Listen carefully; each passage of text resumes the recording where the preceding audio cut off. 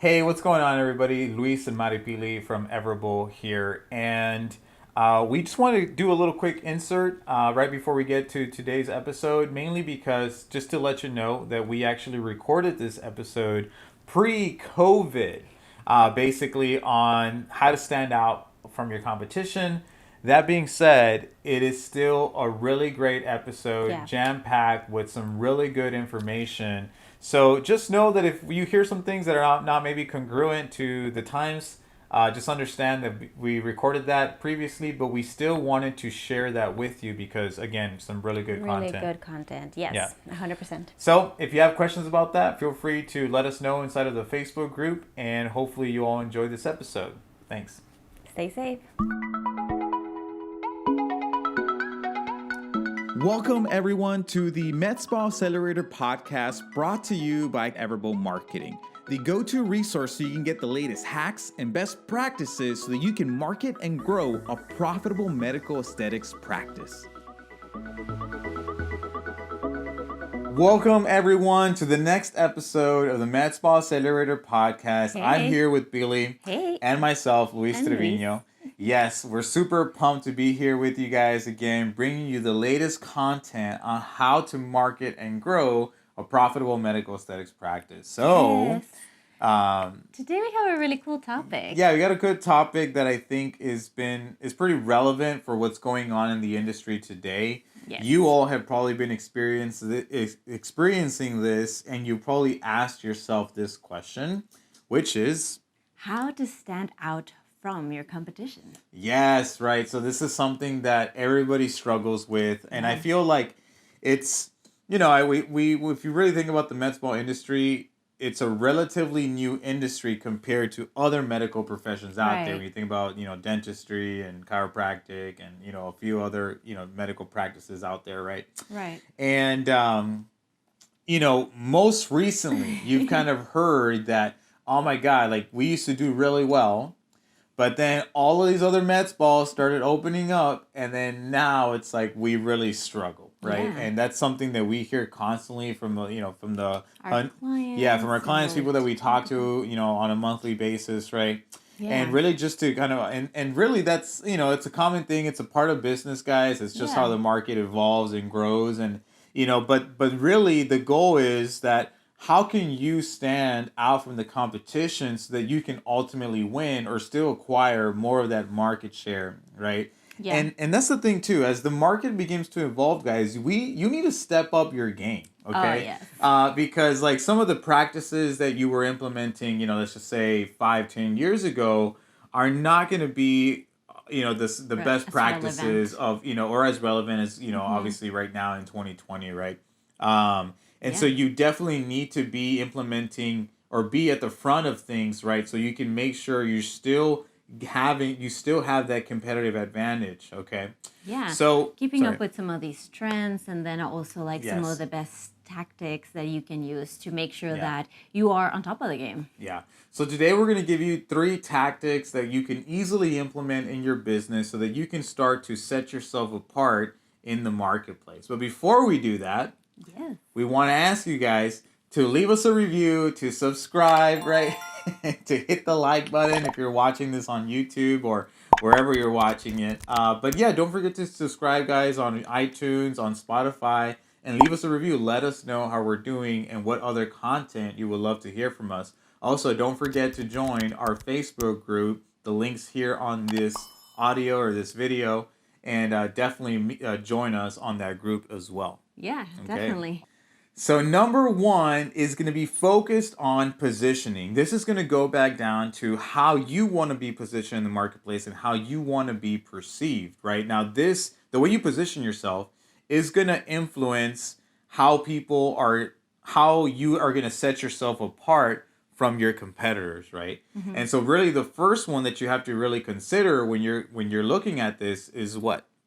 It's just pricing. Pricing, right? Yeah. So, and you guys might have seen it before, right? Where people do, like, as more competition comes in, then it becomes like this race to the bottom, right? Mm-hmm. And so, I mean, there's nothing wrong with competing on price, like, if that's really what you want to do, and then I would say go all in, right? There's a saying in business and in marketing from one of the greats that it said there is no strategic advantage to being the second cheapest in the market. Okay. So that being said, like think about Walmart. They're committed to being the cheapest, and that's why they thrive in the marketplace. This is why businesses like Kmart have gone out of business, or some of these other businesses as well. But if you really think about a Target on the flip side, they're not the cheapest, but they've still carved, a kind of a piece of that market for themselves, right? But it's because of their positioning is a little bit different. Yeah. And actually, I would just go along and say, like, part of it is not only like pricing and how you're gonna like set that pricing it to your customers, but also adding that like offer along with it. And I think Target does that really well. Yeah. So like their offer is not the cheapest, of course, by all means, but it is this ambience that like comes with it. Like every single Target smells the same way. Yeah. Like, and you go in there and you want everything. And the brands, they kind of like incorporate this and carry. Yeah. And so, and specifically, they don't really have that many offers. If you see, like, they don't really have that many sales going on. They do like every so often, but just everything, like how they position themselves, it just sets themselves apart without being like the cheapest in the market. Yeah. And so we always say there's two ways you can go about it. You can go all in and go in on the price. Hey, if you want to do that, by all means, but just commit to it, right? Because like I said earlier, there's no strategic advantage to being the second cheapest, right? Mm-hmm. Or you can go of the flip side to that is not necessarily focusing on price, but providing the best value and the best experience, right? So when you also think about like Starbucks, like why is somebody going to pay a $5 for a cup of coffee when they can go pay $2 or whatever it is at McDonald's?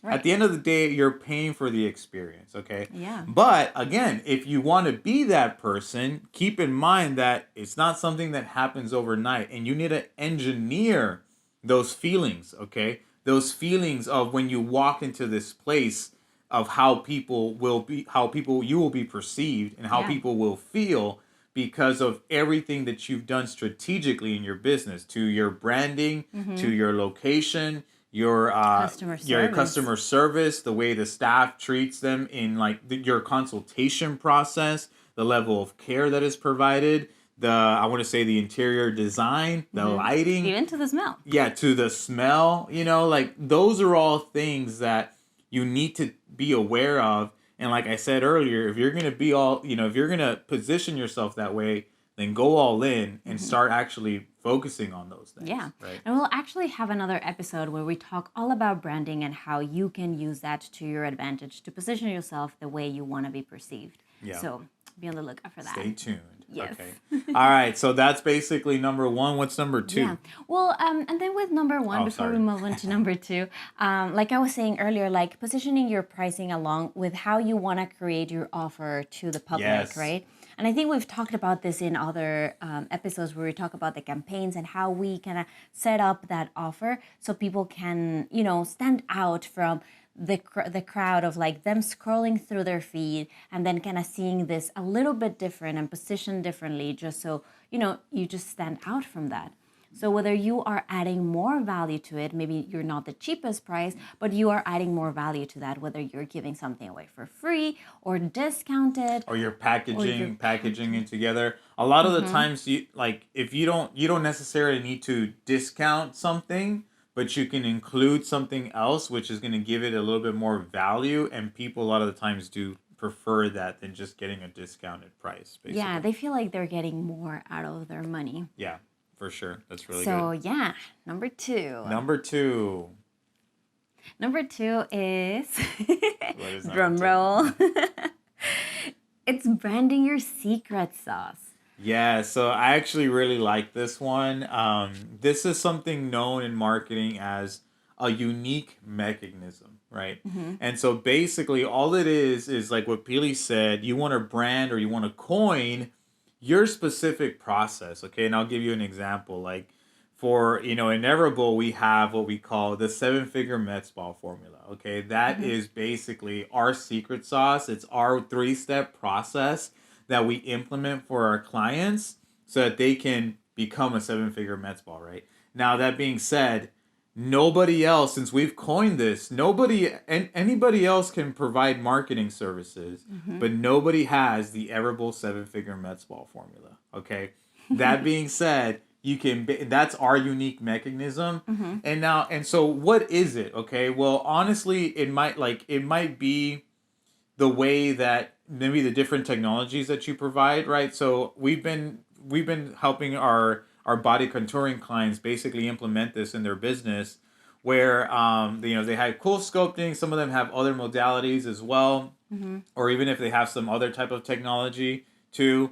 But basically, we grab their business name, and then we call it the body plan. Okay, so let's just say, hey, we're gonna get you into our Everable body plan. And what is that? Well, I mean, it's a mix of cool sculpting. It's a mix of M Sculpt. It's but it's basically all it is your unique process. Okay. Because at the end of everything, like the main thing that's gonna make you stand out from the competition is you, and your process is very, very important in that. But the thing here is just to name that process. Yes, name it. Because once you name it in people's minds, it's gonna appear different, unique. Yeah, unique. And that's the thing. Somebody else might have cool sculpting. Somebody else might do filler injections or whatever it is, but nobody has the Everable body plan. Right, or put your name on it, or even come up with the cool name, like the Everable. Like if we're talking about cool sculpting, the fat freezing, the cool factor program, like the fat freeze advantage, the fat freeze formula, the fat freeze program, there's different words that you can use to kind of make it sound fancy and cool, right? And your audience, so definitely something that goes along with that. You can attach beauty, rejuvenation, the transformation, the cool transformation. Nobody has our cool transformation advantage. Yeah, I don't know. Yeah. You just so gotta, many. You can play with it. You can play with that so much, but then it. that's the thing. Like I said earlier, somebody else might provide that same service, but nobody does it the way you do it, and nobody else has that same program or that same unique mechanism. Yeah, okay. And it could be like Luis was saying, like compiling several technologies to create a body plan, but it can also be the way you customize that body plan, or the way you process it. Literally, it's just the fact that you're doing that consultation is your business. It's everything packed into one thing. Yeah.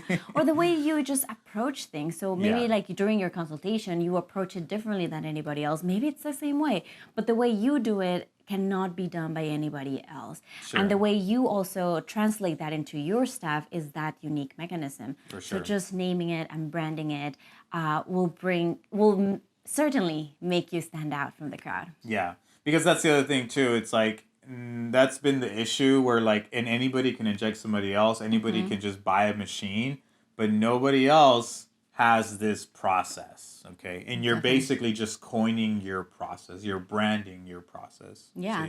And I mean, this doesn't mean, and we'll go into this thing when we talk about like branding in this other episode, but you don't have to create a whole business out of it by any means. Like it's just making sure that this kind of goes along with your business. Whether you create its own logo or not, that's up to you. But definitely having that name for it is gonna make you make it just different for anybody and intrigued as well. Yeah, and that's the thing too. It's gonna be like, oh, well, I've heard of cool sculpting, but I've never heard of the Everable body plan. What is that? And that's really all you want. You want them to ask that question, and then that's where you reel them in. Yes. Yeah. And this goes really well along too with our third point, which, like we were saying, you are the thing that's gonna be the difference and what's gonna make you stand out from your competition, because nobody else does the same type of business the way you do it. So our number 3 is basically educating the market and positioning yourself as the market authority. Okay. So why is that super important? And we've talked about this in some of our previous episodes where we say, like I mentioned earlier today, the med spa industry is a relatively new industry. there's new technology that's coming in every single year, guys. Yeah. So what does that mean? That means that now in the marketplace, there's this gap, there's this confusion as to which technology is going to get me the best result that I'm looking for. Okay, people don't know. And it's an very unique opportunity for you to actually educate people on these subjects, okay? And if you are able to educate them on it, then you're going to become the go-to person when it actually comes to this technology, because you're already spending all this time educating people and you're positioning yourself as the expert for that specific service or technology or whatever it is that you're talking about. And that in itself is going to give you a competitive advantage. It's going to help set you apart from the competition, because guess what? A lot of people are not taking the time to do that. Okay? Yeah. And just see it for yourself. Like if you're scrolling through Facebook and you see somebody's video about something that you're interested in and they're explaining the procedure, explaining what they're doing, you're more than likely going to go to that person. So let's just go through a different industry and say that you're actually looking for a house and you don't know whether to go with a real estate agent or not. But then a friend of yours is a real estate agent and they have all this content about it. So you know so much about it now that you're like, yes, whenever that time comes, I'm going to go with that person. Yeah. So you have to apply that same to this industry.